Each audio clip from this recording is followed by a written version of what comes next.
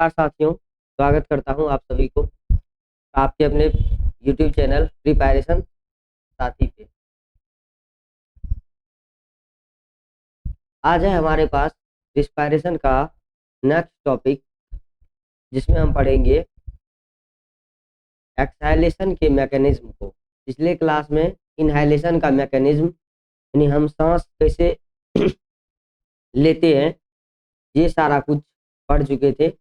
आज हमारे पास पढ़ने के लिए है सांस छोड़ेंगे उसके लिए क्या मैकेनिज्म है,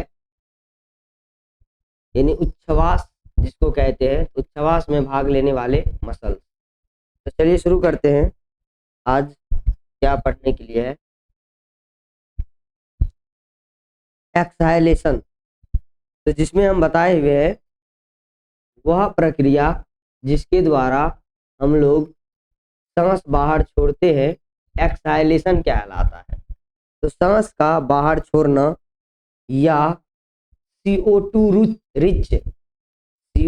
रिच एयर का बाहर छोड़ना एक्सहालेशन कहलाता है। तो इसके क्या मैकेनिज्म है वो समझेंगे। कार्बन डाइऑक्साइड रिच जो CO2 रिच एयर होते हैं वो लंग्स से बाहर निकालना एक्सहालेशन कहलाता है। हमारे लंग्स में जो CO2 रिच एयर है वो यदि लंग्स से बाहर निकल रहा है तो ये प्रोसेस एक्सहालेशन कहलाता है। जो ब्रीथिंग का दूसरा मैकेनिज्म है हम पढ़े थे ब्रीथिंग में, यानी श्वासोच्छ्वास में दो क्रियाएं हैं, एक इनहालेशन और दूसरा एक्सहालेशन।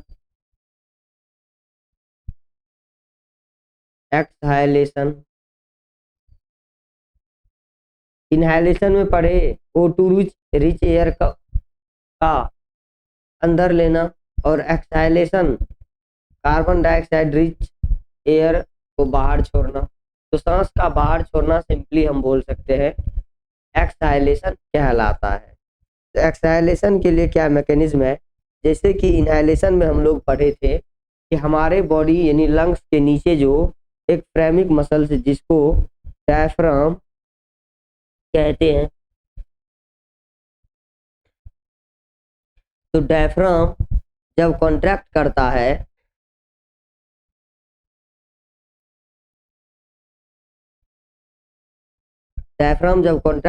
है तो ये नीचे की ओर दब जाता है। जैसे ही डायफ्राम नीचे की ओर दबने के बाद थोरैसिक कैविटी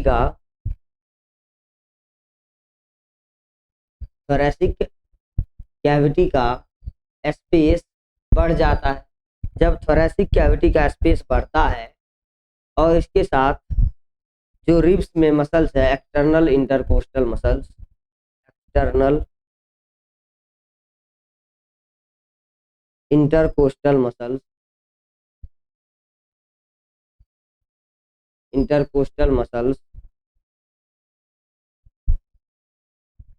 ये भी कॉन्ट्रैक्ट करता है और इसके बाद हम वायुमंडलीय हवा को इनहेल कर पाते हैं। तो ये सारा कुछ पिछले क्लास में ही हम पढ़ चुके हैं और आज है हमारे पास पढ़ने के लिए एक्सहालेशन के मैकेनिज्म। तो एक्सहालेशन के मैकेनिज्म में जो मसल्स कॉन्ट्रैक्ट किया था वो सारा मसल्स जो है रिलैक्स कर जाता है। मतलब डायफ्राम जो डोम शेप के मसल्स हैं इसमें कॉन्ट्रैक्शन हुआ था, अब ये मसल से रिलैक्स कर जाएगा, अपने नॉर्मल पोजीशन में आएगा। और एक्सटर्नल इंटरकोस्टल मसल्स जो है ये भी रिलैक्स करेगा और जो हमारा जो चेस्ट है ये रिब्स है ये ऊपर की ओर जो आया था अब नीचे की ओर दब जाएगा और डायफ्राम ऊपर की ओर आ जाएगा। ऐसे कंडीशन में थोरैसिक कैविटी का जो स्पेस है वो घट जाएगा। जब थोरैसिक कैविटी का स्पेस घटेगा तो एयर पे यानी लंग्स पे प्रेशर पड़ेगा और जैसे ही लंग्स पे प्रेशर पड़ा तो वो जो है एयर बाहर रिलीज करेगा, यानी बाहर जो है एयर निकल जाएगा, जो एक्सहेलेशन कहलाता है। तो मैकेनिज्म ऑफ एक्सहेलेशन, यानी एक्सहेलेशन की क्रियाविधि में एक्सहेलेशन के समय डायफ्राम रिलैक्स करता है। जब एक्सहेलेशन होगा तो डायफ्राम जो है जब रिलैक्स करेगा तो अपने नॉर्मल पोजीशन, ये पोजीशन होता है डायफ्राम का, इस पोजीशन में आ जाएगा एक्सहेलेशन के समय जब डायफ्राम रिलैक्स करता है, और अपने नॉर्मल पोजीशन में आ जाते हैं। वही बात, अपना नॉर्मल पोजीशन में वो चला जाएगा, जिसके कारण थोरैसिक कैविटी का जो स्पेस है, यानी जो स्थान है, वो डिक्रीज कर जाता है। जब थोरैसिक कैविटी का स्पेस घटा तो लंग्स पे प्रेशर लगेगा, और लंग्स पे जब प्रेशर लगेगा तो लंग्स में जो एयर है, हवा है, वो बाहर निकलेगा। और दूसरा मसल्स है जो एक्सहेलेशन में भाग ले रहा है, वो है इंटरनल इंटरकोस्टल मसल्स। इस मसल्स में कॉन्ट्रैक्शन होगा, ये इंटरनल इंटरकोस्टल मसल्स है। यदि यहाँ पे एक्सटर्नल इंटरकोस्टल मसल्स रहता तो वो मसल्स रिलैक्स करता, क्योंकि इंस्पायरेशन यानी इनहालेशन में एक्सटर्नल इंटर मसल्स में कॉन्ट्रैक्शन हुआ था। लेकिन यहाँ इस मसल्स में लिखे हैं, यहाँ इंटरनल इंटरकोस्टल मसल्स है, तो ये मसल्स जो है कॉन्ट्रैक्ट करेगा, ये डिफरेंट है। वहाँ एक्सटर्नल इंटरकोस्टल था, यहाँ पे इंटरनल इंटरकोस्टल मसल्स है, और इसमें कॉन्ट्रैक्शन होगा, जिससे ये रिब्स को नीचे की ओर दबाता है। अब इसके कारण रिब्स जो है नीचे की ओर दबेगा और थोरैसिक कैविटी का स्थान जो है घट जाएगा। जब थोरैसिक कैविटी का स्थान घटेगा तो लंग्स के ऊपर प्रेशर पड़ेगा। जैसे ही लंग्स के ऊपर दबाव बढ़ा तो जो एयर हम इनहेल किए थे वो एयर जो है अब एक्सहेल हो जाएगा, यानी बाहर निकल जाएगा। इसके साथ साथ आगे है एब्डोमिनल मसल्स। एब्डोमिनल मसल्स का क्या रोल होता है? तो एब्डोमिनल मसल्स भी रोल प्ले कर रहा है।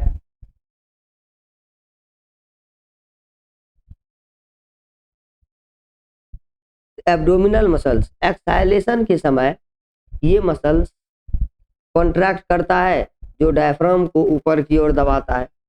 जैसे ही एब्डोमिनल मसल्स कॉन्ट्रैक्ट करेगा तो डायफ्राम पे प्रेशर लगेगा और डायफ्राम जो है ऊपर की ओर अपने नॉर्मल पोजीशन में जाएगा। इसीलिए डायफ्राम को रिलैक्स करवाने में एब्डोमिनल मसल्स का भी रोल होता है। तो जब एब्डोमिनल मसल्स में कॉन्ट्रैक्शन होगा तो डायफ्राम जो है ऊपर की ओर जाएगा। जब डायफ्राम ऊपर की ओर बढ़ा तो थोरैसिक कैविटी का स्पेस घटेगा, और जब थोरैसिक कैविटी का स्पेस घटा तो लंग्स पे प्रेशर लगा और उसके द्वारा एयर जो है बाहर निकलेगा। तो एक्सहालेशन के समय एब्डोमिनल मसल्स कॉन्ट्रैक्ट करता है, जो डायफ्राम को ऊपर की ओर दबाता है। जब एब्डोमिनल मसल्स में कॉन्ट्रैक्शन होगा तो ये डायफ्राम को ऊपर की ओर दबाएगा, और हम जब सांस लेंगे, सांस जब लंग्स में जो भरा हुआ एयर है वो बाहर जो है निकलेगा, यानी हम सांस छोड़ेंगे। फिर है इसके बाद आगे कुछ डिफिनेशन है। ये हुआ कंप्लीट ब्रीथिंग का प्रोसेस। हम इसमें बताए ब्रीथिंग में भाग लेने वाला जो प्रमुख मसल्स होता है वो है हमारा डायफ्राम। डायफ्राम ऐसा मसल्स है जो 75% जो है ब्रीथिंग में रोल प्ले करता है, इनहालेशन में और एक्सहालेशन में। इनहालेशन के समय डायफ्राम जो है कॉन्ट्रैक्ट कर जाता है, जिसकी वजह से वो नीचे की ओर दब जाता है। जब नीचे की ओर दबता है तो थोरैसिक कैविटी यानी वक्ष गुहा का स्पेस बढ़ जाता है और हम जो है हवा अंदर ले पाते हैं। इसके जस्ट अपोजिट है एक्सहालेशन। जब हम सांस बाहर छोड़ते हैं तो हमारा जो डायफ्राम है वो रिलैक्स करता है, अपने नॉर्मल पोजीशन में आता है, यानी ऊपर की ओर आ जाता है। जब ऊपर की ओर आया तो जो थोरैसिक कैविटी है उसका स्पेस घट जाएगा, और जैसे ही थोरैसिक कैविटी का स्पेस घटेगा तो लंग्स पे प्रेशर बढ़ेगा, और जब लंग्स पे प्रेशर बढ़ेगा तो लंग्स में मौजूद जो एयर है वो बाहर निकल जाएगा। तो ये रहा कंप्लीट ब्रीथिंग का मैकेनिज्म। अब इसके साथ साथ कुछ डिफिनेशन है, जैसे कि हम जो सांस लेते हैं तो उस समय हमारे शरीर में कितना हवा जो है एंटर करता है। तो रिस्पायरेटरी वॉल्यूम यानी श्वसन जो क्षमता है, रिस्पायरेटरी कैपेसिटी, वॉल्यूम, ये सारा कुछ इसमें पढ़ेंगे कि अलग अलग कंडीशन में लंग्स के द्वारा अंदर लिए, यानी जब हम हवा सांस लेते हैं तो सांस लेने के समय जितना हवा अंदर आता है और कितना रह पाता है, और फिर जब सांस छोड़ते हैं तो कितना हवा बाहर निकलता है। रिस्पायरेटरी वॉल्यूम से मतलब हुआ जब हम सांस लेते हैं तो कितना हवा का कितना वॉल्यूम अंदर ले पाते हैं और कितना हवा होल्ड करके हम लंग्स में रख सकते हैं और कितना हवा बाहर छोड़ते हैं। हवा का ये वॉल्यूम जो है रिस्पायरेटरी वॉल्यूम कहलाता है। तो लिखे हैं अलग अलग कंडीशन में लंग्स के द्वारा रिसीव, होल्ड एंड एक्सपेल किए गए एयर, यानी अलग अलग कंडीशन में फेफड़ा के द्वारा ग्रहण किए गए, स्टोर किए गए, होल्ड किए गए और बाहर छोड़े गए एयर के वॉल्यूम को रिस्पायरेटरी वॉल्यूम कहते हैं। मतलब कितना हवा हम अंदर ले रहे हैं, कितना लंग्स में मौजूद रह सकता है और कितना एक्सपायरेशन यानी एक्साइलेशन के द्वारा बाहर छोड़ सकते हैं। हवा के इसी वॉल्यूम को रिस्पायरेटरी वॉल्यूम कहते हैं। फिर इसके बाद है टाइडल वॉल्यूम। टाइडल वॉल्यूम से मतलब होता है नॉर्मल ब्रीथिंग के द्वारा, नॉर्मल जब ब्रीथिंग करते हैं यानी सांस लेते हैं और सांस छोड़ते हैं तो नॉर्मल ब्रीथिंग के द्वारा कितना हवा हम जो है अंदर लेते हैं और बाहर छोड़ते हैं, हवा के इसी वॉल्यूम को टाइडल वॉल्यूम कहते हैं। मतलब ये कि जब हम सांस लेते हैं तो इनहाइलेशन हुआ, तो इनहाइलेशन में कितना एयर लिए नॉर्मली, फोर्सफुली नहीं, नॉर्मली कितना एयर हम लिए, इनहेल किए, और कितना एयर एक्सहेल किए यानी बाहर छोड़े। तो सांस लेते जब हैं तो कितना हवा अंदर फेफड़ा में हम भरते हैं, जैसे सांस लिए नॉर्मली फिर बाहर छोड़े तो कितना एयर हम अंदर ले रहे हैं और बाहर छोड़ रहे हैं। हवा के इसी वॉल्यूम को टाइडल वॉल्यूम कहते हैं। और टाइडल वॉल्यूम जो है ह्यूमन का 500 ml होता है। ये इंपॉर्टेंट है, ये याद रखिएगा, एग्जाम में क्वेश्चन आता है। टाइडल वॉल्यूम का मतलब हुआ कि नॉर्मल ब्रीथिंग के द्वारा इनहाइलेशन तथा एक्सहाइलेशन किए गए एयर के वॉल्यूम को, मतलब इनहेल तथा एक्सहेल किए गए, मतलब जब हम नॉर्मली सांस लेते हैं तो इनहाइलेशन के समय कितना हवा अंदर आता है, एक्सहाइलेशन के समय कितना हवा बाहर जाता है, हवा की इसी वॉल्यूम को टाइडल वॉल्यूम कह देते हैं। इसके बाद है इंस्पायरेटरी रिजर्व वॉल्यूम, मतलब हम कितना हवा जो है संचित रख सकते हैं, इंस्पायरेटरी रिजर्व वॉल्यूम होता है। तो नॉर्मल ब्रीथिंग के बाद, नॉर्मल जब हम सांस लेते हैं, ब्रीथिंग करते हैं के बाद एक्स्ट्रा इनहेल किए गए, जैसे नॉर्मली सांस हम ले रहे हैं, छोड़ रहे हैं, तो एक्स्ट्रा एफर्ट लगा करके फोर्सफुली कितना हवा और कितना एक्स्ट्रा हवा, यानी नॉर्मली हम जितना सांस ले रहे हैं वो हमारा 500 ml ब्रीथिंग, एक्सहाइलेशन और इनहाइलेशन है। उसके अलावा और कितना एयर हम सांस के द्वारा ले सकते हैं, यानी इनहेल कर सकते हैं, इंस्पायरेटरी है तो इनहेल कर सकते हैं। हवा के इसी वॉल्यूम को कहते हैं इंस्पायरेटरी रिजर्व वॉल्यूम। मतलब नॉर्मल ब्रीथिंग के बाद एक्स्ट्रा इनहेल किए गए, मतलब नॉर्मल जब ब्रीथिंग किए उसके बाद एक्स्ट्रा मात्रा में जो एयर हम इनहेल कर रहे हैं, एयर के इसी वॉल्यूम को कह देते हैं इंस्पायरेटरी रिजर्व वॉल्यूम, जो होता है 2500 से 3000, यानी 2500 से 3000 ml जो है ये हमारा इंस्पायरेटरी रिजर्व वॉल्यूम होता है, ये याद रखिएगा। फिर है एक्सपायरेटरी रिजर्व वॉल्यूम, इसका जस्ट अपोजिट, पहले एयर हम अंदर लिए थे, अब कितना एयर जो है बाहर एक्सहेल कर रहे हैं। नॉर्मल एक्सपायरेशन यानी जब हम एक्सहाइलेशन करते हैं, हवा बाहर छोड़ते हैं, तो एक्स्ट्रा बाहर यानी एक्स्ट्रा एफर्ट लगा करके कितना और हवा हम बाहर छोड़ सकते हैं, वो कहलाता है एक्सपायरेटरी जो है रिजर्व वॉल्यूम। कितना अंदर लिए वो इंस्पायरेटरी रिजर्व वॉल्यूम और कितना बाहर छोड़ रहे हैं वो एक्सपायरेटरी रिजर्व वॉल्यूम, ये नॉर्मली ब्रीथिंग के बाद है, नॉर्मल कितना ब्रीथिंग कर रहे हैं उसके बाद कितना और हम बाहर हवा छोड़ सकते हैं। तो ये 1000 से 1100 जो है ml वॉल्यूम है एक्सपायरेटरी रिजर्व वॉल्यूम, और 2500 से 3000 इंस्पायरेटरी रिजर्व वॉल्यूम है। फिर इसके बाद है रेसिडुअल वॉल्यूम, मतलब जब हम एयर इनहेल करते हैं और एक्सहेल करते हैं फोर्सफुली एक्साइलेशन के बाद भी, चाहे कितना भी हम जो है फोर्स लगा करके बाहर एयर छोड़ क्यों ना दे, लेकिन फिर भी लंग्स में थोड़े मात्रा में एयर जरूर मौजूद रहता है। हमारे ह्यूमन बॉडी में कुछ न कुछ मात्रा में लंग्स जो है मौजूद यानी लंग्स में एयर मौजूद रहता है। तो फोर्सफुली एक्सपायरेशन मतलब फोर्स लगा करके जितना हवा हम बाहर छोड़ते हैं, छोड़ने के बाद लंग्स में बचे एयर को, थोड़ा मात्रा में लंग्स में फिर भी एयर बच जाता है, उसी को कहते हैं रेसिडुअल वॉल्यूम।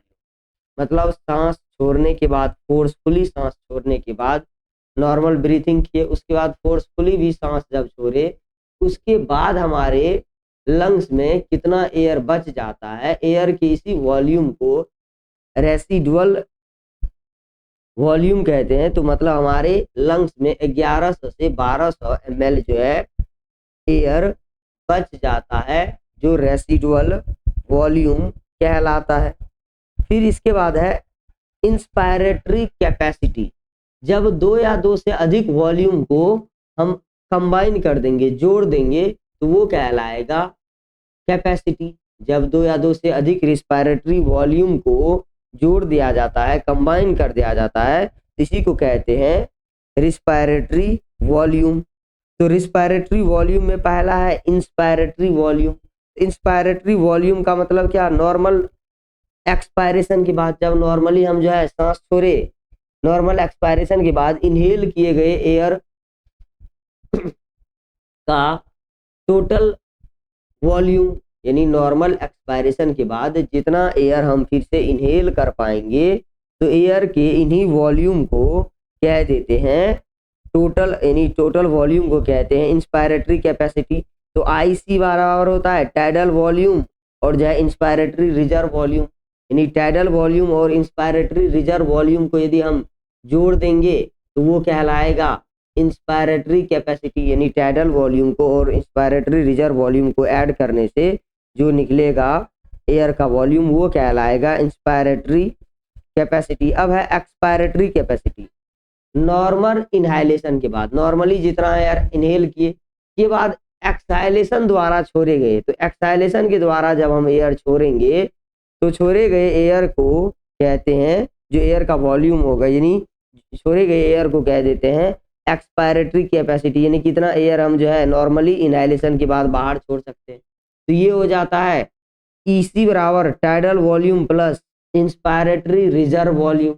यदि हम इंस्पायरेटरी कैपेसिटी निकालेंगे तो टाइडल वॉल्यूम और जो है टाइडल वॉल्यूम और एक्सपायरेटरी रिजर्व वॉल्यूम को ऐड कर देंगे तो ये निकल जाएगा एक्सपायरेटरी कैपेसिटी। फिर है functional residual capacity.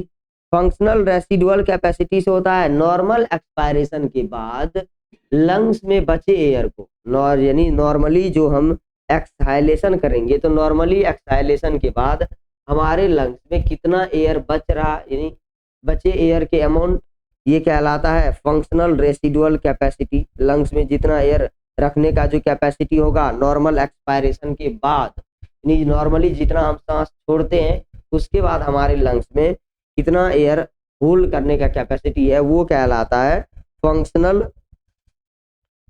Residual capacity, जो FRC बराबर होता है residual volume plus expiratory reserve volume. यानी रेसिडुअल वॉल्यूम और एक्सपायरेटरी रिजर्व वॉल्यूम को यदि ऐड कर देंगे तो निकल जाएगा फंक्शनल रेसिडुअल कैपेसिटी। फिर इसके बाद है last vital capacity. Vital capacity से मतलब हुआ कि हवा की वो अधिकतम मात्रा जो कोई व्यक्ति फोर्सफुली जबरदस्ती जो है अंदर लेने के बाद, अंदर जितना ले सकता है या हवा की अधिकतम मात्रा जो सांस लेने के बाद बाहर निकल सकता है। मतलब ये वाइटल कैपेसिटी का मतलब हुआ कि हवा की वह अधिकतम मात्रा जो नॉर्मली जो हम सांस यानी जो मैक्सिमम यानी फोर्सफुली जो है कितना हवा हम बाहर छोड़ सकते हैं लंग्स के द्वारा और कितना हवा मैक्सिमम अंदर हम ले सकते हैं, तो ये कहलाता है वाइटल कैपेसिटी, यानी लंग्स की वह कैपेसिटी जिसमें हम कितना मैक्सिमम एयर जो है फोर्सफुली इनहेल कर सकते हैं और कितना एयर हम जो है एक्सहेल भी कर सकते हैं, यानी हवा कितना छोड़ भी सकते हैं और जो है अंदर ले भी सकते हैं। तो वाइटल कैपेसिटी बराबर हो गया tidal volume plus inspiratory reserve volume और एक्सपायरेटरी रिजर्व वॉल्यूम। यदि वाइटल कैपेसिटी निकालना है तो टाइडल वॉल्यूम को, इंस्पायरेटरी रिजर्व वॉल्यूम को और एक्सपायरेटरी रिजर्व वॉल्यूम को ऐड कर देंगे तो वो निकल जाएगा टाइडल वॉल्यूम। और टोटल लंग्स कैपेसिटी लास्ट है, टोटल लंग्स कैपेसिटी से हो जाता है कि कितना जो है टोटल लंग्स कैपेसिटी में लंग्स में उपस्थित टोटल एयर के वॉल्यूम को, यानी लंग्स में कितना एयर जो है मौजूद है रह सकता है, लंग्स का जो क्षमता है वो कहलाता है, यानी लंग्स में कितना एयर भर सकते हैं हम, तो वो टोटल लंग कैपेसिटी जो है कहलाता है, जो टीआरसी इक्वल होता है vital capacity plus residual volume. यानी ये सारा जो है यानी इन दोनों को जब ऐड करेंगे तो ये निकल जाएगा टोटल लंग्स कैपेसिटी।